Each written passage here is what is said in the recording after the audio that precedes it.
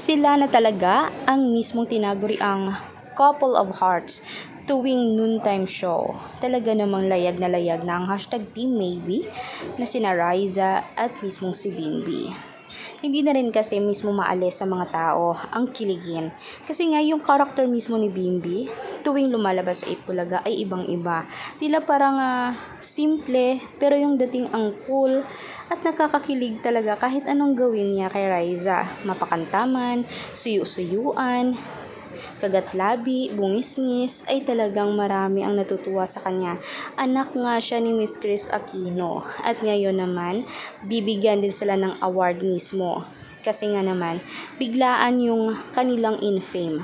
And maganda kasi yung na-build nilang relationship mula noong bata pa sila hanggang ngayon na si Bimbi ay 19 years old na and si Riza ay 21 years old. 2 taon man ang pagitan, pero tila parang magkabangayan sila ay parang pareho lamang ang edad. Ang sweet ni Bimbi, ang karakter niya napaka-impressive at talagang kahit sino ang makasalamuhan niya ay magugustuhan siya.